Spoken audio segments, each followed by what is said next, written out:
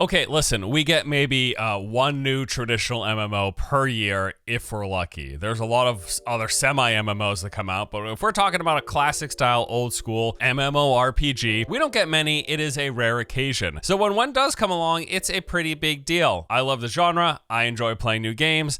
I want them to be good. Shocker. Throne and Liberty is one new MMO we've been keeping track of for a while. The game showed promise with some cool features and content, huge open world, and great looking visuals, which certainly doesn't hurt. As you may already know, it launched in South Korea last year, and that went, well, actually not too bad initially. Early reception of the Korean release was overall positive. This was mainly due to the fact that the core of the game was actually pretty good. Like, NCSoft ended up delivering on a lot of those promising looking features and content. The game does in fact have a massive open world with thousands of players sharing a single server. They don't do phasing either, so at times you will see hundreds of people bobbing around in a single area. There are open world public events, non-instance large-scale dungeons, solo challenge tower climbs, world bosses, open world PvP, tons of varied guild activities, and plenty of character, account, and power progression to grind for. Then beyond the generally nice visuals, the game has this massive draw distance, a good variety of biomes, and lots of traversal options, making it a fun space to explore, and it all runs pretty well to boot. So the content side of Throne and Liberty, like as an MMO, as a game,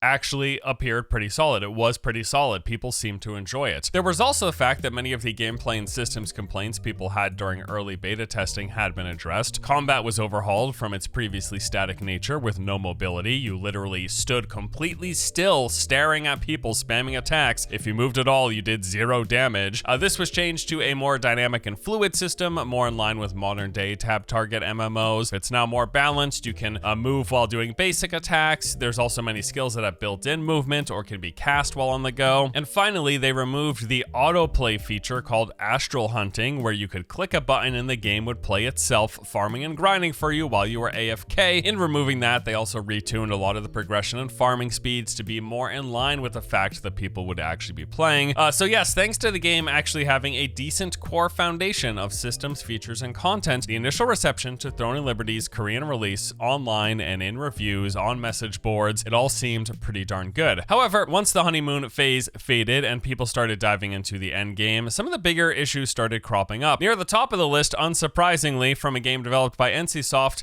hey, it was pretty pay to win. Turns out, pretty pay to win. The power progression via gearing is both heavily time gated and about as pay to win as it can get, with direct ties into the game's monetization. So for starters, gear can be leveled up similar to how it works in many MMOs. You will start with the base level version of a piece of gear, and then using items and currency, you will make it stronger. In Throne and Liberty, this is done via what are called growth stones, which are acquired by completing various activities and doing contracts, which are sort of like daily quests in the game, or you can purchase gems that convert into growth stones using real money on the auction house. This auction house will come up a few times here as it exclusively uses a currency called Lucent, which is the game's premium currency. So you spend real money, you buy a bunch of Lucent in the cash shop, and then you use that Lucent to buy stuff from other players in the auction house. So then there's enchanting your gear via the trait system. This is one of the main end game grinds. Traits provide massive power boost to your gear. So you get traits by finding multiple versions of the same piece of gear, which you do by playing the game and farming for drops, doing things like dungeons. Or you can purchase traits directly from the auction house with real money. Also, the main way you get gear and the components to upgrade it is by running dungeons. Every day, the number of dungeons you can run is limited by dungeon tokens. So you get a set number, which is 900 per day. This lets you run about 2 to 3 dungeons, depending on the tier of dungeon that you're running. But then once you've spent all of your dungeon tokens, you can no longer do any more runs. You are finished. Or if you purchase a blessing from the cash shop, you get more tokens to run additional dungeons every day. This equates to nearly 9 additional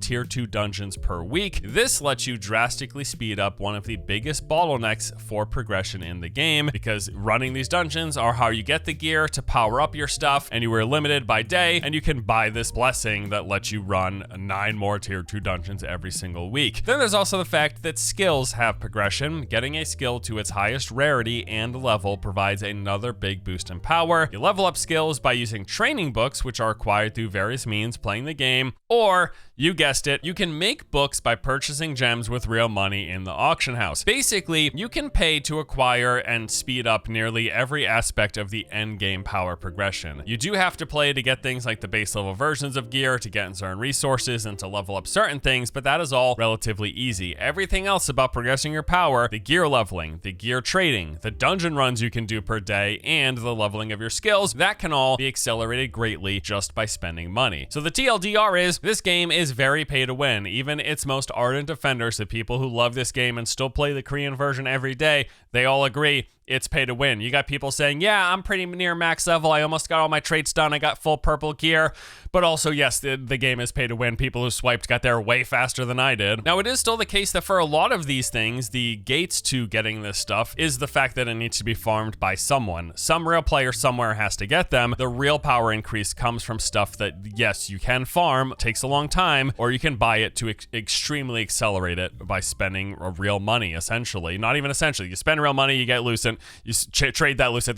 There's one step removed from you buying power. You're not actually buying the pieces of gear directly from the developer. You're buying them from players, but you're giving money to the developer to get the currency to buy it from the players. So you're buying power basically right from the source, right? And something you need to realize is this is definitely one of those games where the power discrepancy between someone who is fully geared, fully traded out, fully maxed out skills versus those who aren't in any of those categories, it's a pretty big difference. A maxed out player can mow down hordes of undergeared ones in PvP. The counter argument that I will often see to this is the fact that this is a game that is primarily focused on large scale group PvP, tens if of hundreds of thousands of players running around. So the fact that like one pay to win whale guy can smash through like 10, 20 people, no problem. It doesn't matter because once 30 people show up, that guy's screwed. So it's not really pay to win, right? Because the game revolves around group play. It's like, but what if what if like most of the people in one group are all those whales and they're just smashing everyone? Like, okay, you only need, all right, so if you got 300 whales,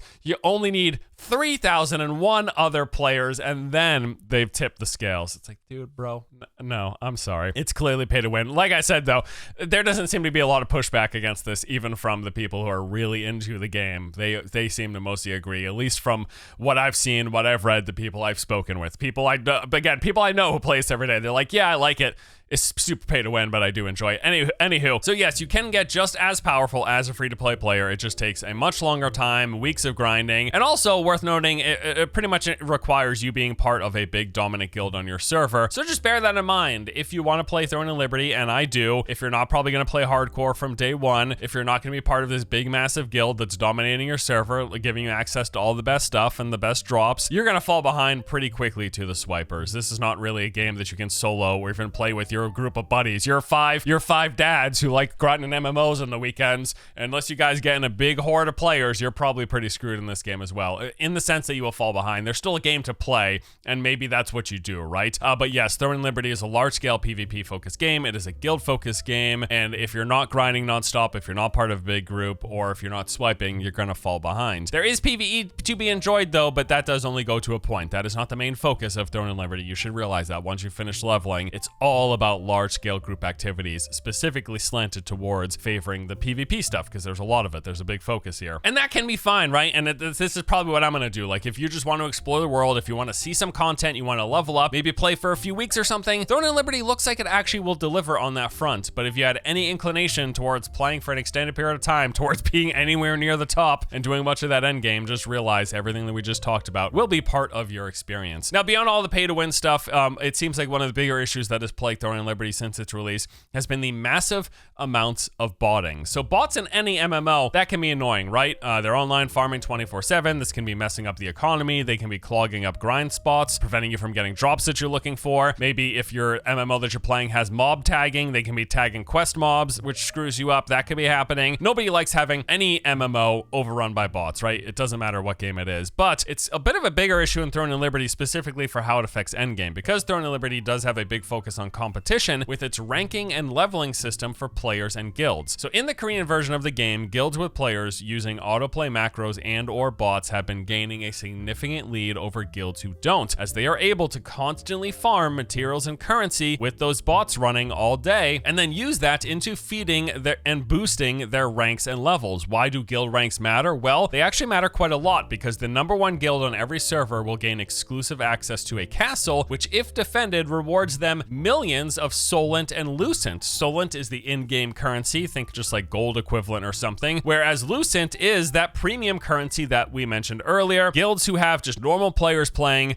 they are at a big disadvantage because, you know, they have to sleep. They might go to work or school or do anything else that pulls them away for a PC for a period of time, which means they will fall behind in their rankings against those who are online playing 24/7, either playing themselves or running their bot when they're not playing. Since the game released, botting has been a constant issue in Throne and Liberty on the Korean servers. Many of those servers are run by guilds. The top guilds on the servers are full of players using bots in addition to their playing to keep that grind going, to maintain their high rank, putting them out of reach against guilds that aren't full of players who are running 24/7. You know what I mean? It's pretty obvious, right? And the thing to keep in mind here is that is on the Korean servers, which require a Korean phone number in order to register an account.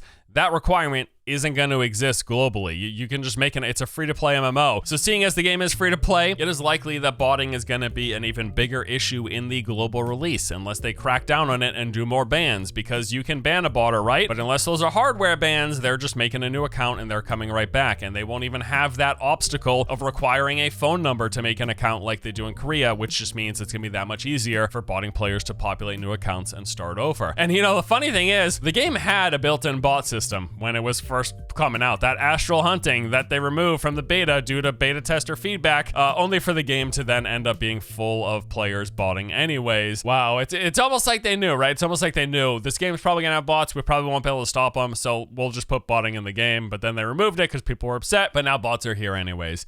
Just can't win. Well, we could maybe if they were better at detecting and or banning, or if they cared enough to get rid of all the botters, whatever combination of those elements it is. So despite the relatively positive initial impressions that we saw online, like in those first few weeks or whatever when the game first launched in Korea, between the pay to win, between the botting, and for other reasons, Throne and Liberty's Korean launch was a major flop for NCSoft. How do I know this? Well, they pretty much told us themselves. In their financial reportings for Q4 2023, the period in which Throne and Liberty released, it was revealed that the company saw a 31% overall revenue drop year over year. So things were not going so hot, clearly, for the company as a whole. During these calls, NCSoft typically also presents earnings broken down for each individual game during the quarter. However, for the first time in 8 years, they neglected to do so here. In fact, they didn't even mention Throne and Liberty a single time during the report. Now, when asked by their investors why, the company responded saying that Throne and Liberty had underperformed, falling below expectations, and they were working on sorting out the game's rough launch while also putting their efforts in the upcoming global release. And then most recently in May, we got the first quarter 2024 financial reportings. This time, they brought back the per game revenue figure breakdowns for every game except Throne and Liberty. All of their other major IPs were listed here. They said, hey, here's how much money we made with Lineage 2, with Aeon, with Blade and Soul, with Guild Wars 2, and that was it. Throne and Liberty apparently did so poorly, they didn't even bother putting it on the chart. NCSoft reiterated at the end of the call that the game wasn't doing well, but they had high hopes for the global launch. Now, I need you to think about this.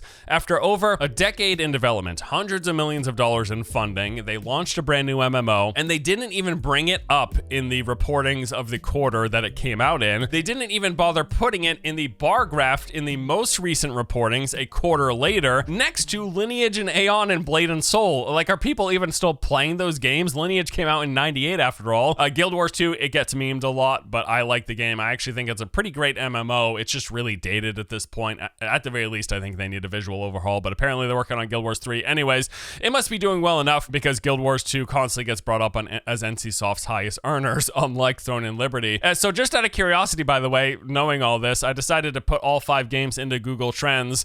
And oh boy, you can't even see Throne and Liberty on the timeline. It is dwarfed by every other NCSoft game. Barely registers as a line. Clearly, the game is not doing very well. And then just the other week, we saw the resignation of Throne and Liberty's producer. So as a producer, he was the one in charge of the business side of the game's development. Him stepping down, maybe not all that surprising considering all of the above. Now, some things have happened since the Korean launch, besides NCSoft saying that it wasn't doing well financially. The devs have actually made quite a few updates to the game, and based on the community response, these have been mostly positive. They removed some of the pay to win for the end game, specifically with the tier 2 gear. You actually have to play in order to acquire this high ascent stuff, although the problem with trading and powering up still does exist, so it is still pay to win. And then also there's the fact that with one of these updates, they added that monthly subscription, which was very pay to win with huge convenience features, including that is where you get that bonus to the number of daily dungeon runs that you can do. And as we discussed earlier, that means a lot more access to more gear to power yourself up faster. It is a direct bottleneck that they are letting you circumvent with giving them money. So I'm sure the line of thinking here, by the way, was with that sub, they're probably thinking, hey, barely anyone's playing, and those who have stuck around have been tolerant of all the pay to win thus far. So what's a little bit more? So yeah, they're already addicted to the game, right? Let's give them a monthly subscription with bonuses that are too good to pass up so we can boost revenue at least a tiny bit. That is probably more or less what they were saying to themselves when they added this in. Now, with all of that covered, with all that said, I don't want this game to flop. As I said at the beginning, we don't get a lot of traditional MMOs launching. Maybe one a year if we're lucky. We get a lot of quasi MMOs, we get a lot of shared world games, but a lot of traditional old school style MMOs, you don't see them very often. This is one of the few coming out. I want it to do well, and presumably Amazon also wants it to do well as they are publishing the global version of Throne and Liberty later this year. They don't want this to flop either. I assume that they are planning and are interested in making changes to ensure that that doesn't happen. At the very least, they probably want it to do well enough so they make some money, they don't have to shut the game down, and they can eventually port it to consoles, adding a new raid or something, right? Maybe something like that is what they're thinking. So let's talk about how they can make that happen. Content-wise, it actually looks like Throne and Liberty is pretty good, as we said. At the very least, it has a decent foundation for a new MMO. Obviously, as an MMO, we expect them to continue expanding and adding stuff over time. But yes, that early reception was fairly positive because Throne and Liberty has a decent core to it. There's a few pretty obvious things that they can do to help make sure Throne and Liberty doesn't flop globally. Number one, remove the cash shop. That's right, get rid of the cash shop. Just make it buy to play, have a battle pass if you want. If you want to sell some cosmetics, whatever, I don't love it, but you can do it. But get rid of everything else, bam, just like that. The game is way more likely to be successful in the West. It's that easy. But since we all know that is absolutely not happening, let's talk about some other things. I would say removing the paid currency player auction house or any form of paying for power would be a good start. In fact, in general, I would say I don't even dislike how they are doing power progression in the game if most of it wasn't tied to the cash shop, but it is, and that's the problem. I would say they need to remove the ability to purchase with real money the growth stones to level your gear, the trait extracts for making your gear stronger, and the training books for leveling up your ranks and your skills. If you want to keep something like an optional subscription, right, with like huge incentives that make it not really optional for the people who really want to play, but maybe optional for the people who want to play super casually, just make it so that the non-subscribing players can still experience all of the content and make the bonuses gained via the subscription convenience only and not tied to power. Speaking of which, hey, remove the ability to purchase additional dungeon runs. That's just crap. Nobody wants that. Time-gated farming is fine. Most MMOs do it with things like daily and weekly resets for different types of PvE content, so people don't max out their gear in just a couple of days. I get it, that's fine. But attaching it to the cash shop, that is not fine. That is crap. Get rid of it. And then as for the bot issue, well, ban the botters, duh, right? But then beyond that, I would suggest retooling the guild ranking system so that it doesn't incentivize AFK macros and botting. Come up with another way to rank the guilds beyond them farming for activity points, which can be done by bots 24/7. I don't know how you're gonna do it. I'm sure there are other ways thinking it up. That's not my job. Like, figure out a way to rank the guilds that doesn't incentivize people using bots so that their accounts are running and farming 24/7, bumping up their ranks and making it pretty much impossible